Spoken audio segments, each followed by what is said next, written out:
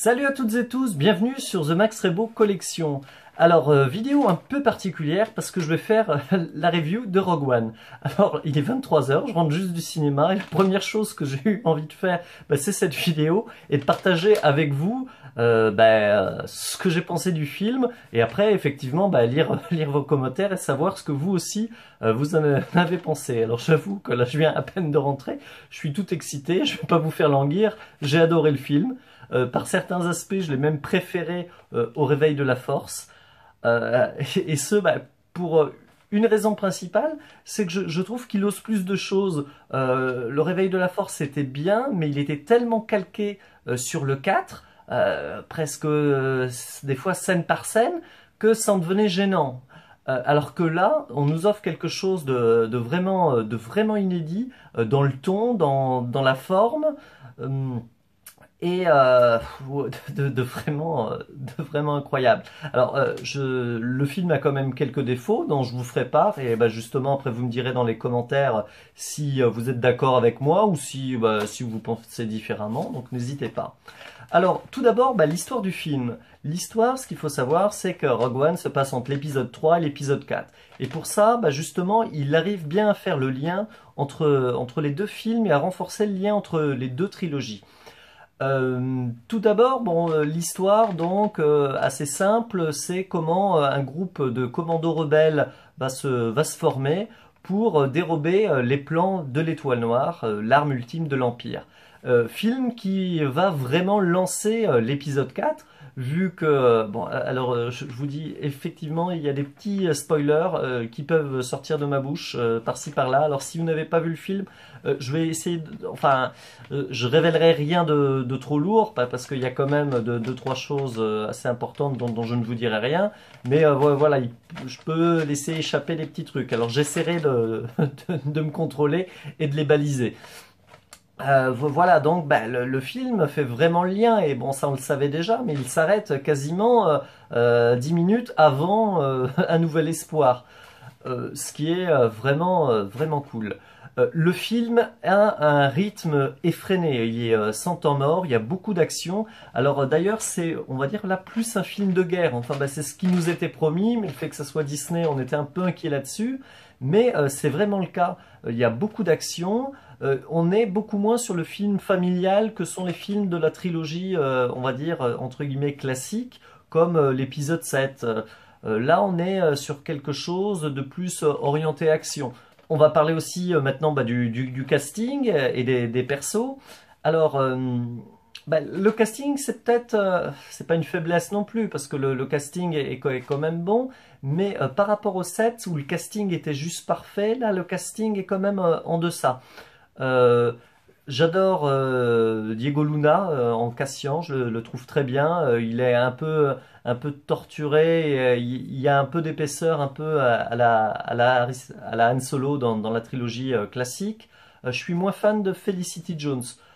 C'est pas mal, mais bon, il y a deux trois scènes qui sont un peu, je trouve, too much et où son jeu est pas parfait. Et surtout, malheureusement pour elle, elle passe après Daisy Ridley, qui était phénoménale dans le rôle de Rey. Donc elle souffre de la comparaison et elle est quand même en deçà. Les autres acteurs, Krennic, Ben Wilson est super. K2SO, K2SO est juste génial, et donc c'est vraiment un truc qu'ils arrivent à faire avec cette nouvelle trilogie. Les robots, aussi bien K2S que BB-8 sont super. Il y a des petits persos aussi secondaires comme j'ai perdu l'amiral Radus, qui est un Akbar bis, mais qui est assez sympa. D'ailleurs, j'ai hâte que la figurine sorte parce que voilà, je l'adore. Après, il y a d'autres personnages comme Chirrut et Bez qui sont assez intéressants, des gardiens de Whis. Qui sont vraiment sympas, et tout le passage sur Jedi est plutôt cool. Et d'autres comme Brody qui sont un peu moins, un peu plus lisses et un peu moins intéressants. Ensuite, un mot sur la musique. Alors là, c'est par contre l'un des gros points faibles du film. Je trouve que déjà passer après John Williams, c'est aller au casse-pipe. Et là, la musique est vraiment très en deçà de ce qu'on fait habituellement sur Star Wars. elle est trop présente. Les thèmes sont pas, enfin, on a l'impression que c'est des thèmes déjà entendus. Alors je parle pas des reprises des thèmes de Star Wars, mais les autres pour, tiens, allez, on met un thème de scène d'action, un thème de bataille spatiale, voilà. Bon, ce qui est pas génial. Et bon, quand on sait ce qui s'est passé, le départ de Desplat, le remplacement au pied de levé de Michael Giacchino, ouais, voilà, bon, on est en deçà de ce qui est fait habituellement. Euh, Gros point fort par contre du film, c'est toute la partie les décors, les vaisseaux, le bestiaire extraterrestre, où on retrouve pas mal de nouvelles créatures qui sont plutôt sympas, même si par exemple Pao, Morov, enfin des persos qui étaient sortis en figurine, C2B5 que je me souviens même pas avoir vu dans le film, voilà, ont été un peu survendus, on les voit très peu.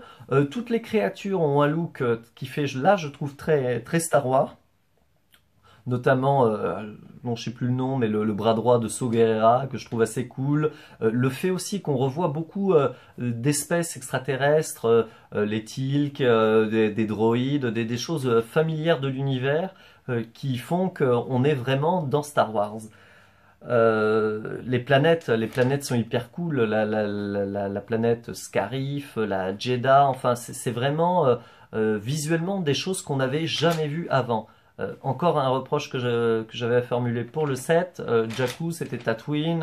Starkiller, c'était un mélange de un peu de Hoth, de l'étoile noire. Enfin voilà. Là, c'est vraiment des planètes assez novatrices. On revoit, il me semble, Mustafar avec la forteresse de Vador. Donc c'est vraiment cool. Je terminerai sur le gros point fort de ce film, c'est les caméos. Les caméos et plus généralement entre guillemets le fan service. Alors ça peut gêner des personnes.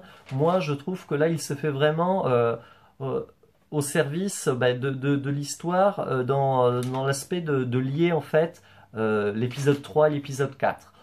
Alors attention aux spoilers, donc je peux dévoiler des choses qu'on n'a pas forcément vues dans la bande-annonce.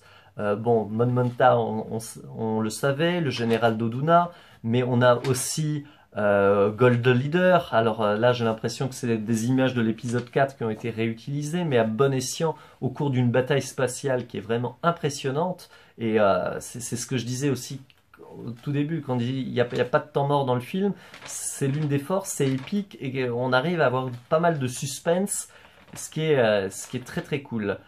Ce que j'ai trouvé génial dans ces caméos, c'est notamment Tarkin. Tarkin, enfin bon, on s'y attendait, mais je pensais pas que ce serait à ce niveau. Moi, je l'ai trouvé assez bluffant, contrairement à la princesse Leia qu'on voit à la fin, dont là, je trouve l'effet un peu plus raté. Euh, voilà, mais Tarkin, j'ai été bluffé. Alors, on revoit aussi, alors attention, un spoiler, hein, Pompa Bada et le docteur Evazan, vous savez, les extraterrestres là, un peu chelous qui abordaient Luke dans la cantina, mais pour une scène, mais voilà, bon, c'est du caméo pur, mais c'est trop cool, quoi. Euh, voilà, alors bon, il y a des trucs, là, bon, par contre, un peu too much, par exemple.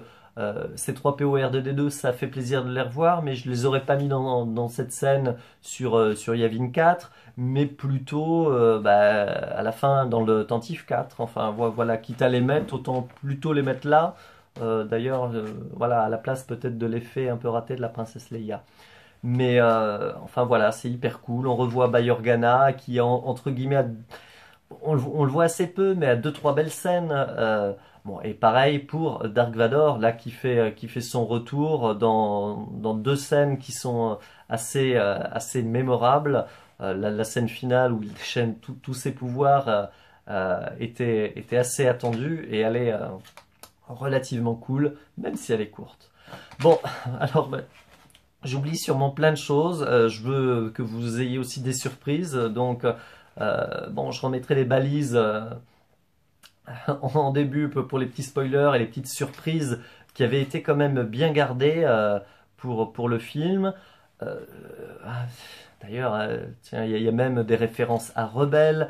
On revoit des vaisseaux de la série Rebelle. On revoit plein de vaisseaux de Star Wars. Il y a de nouveaux vaisseaux cool.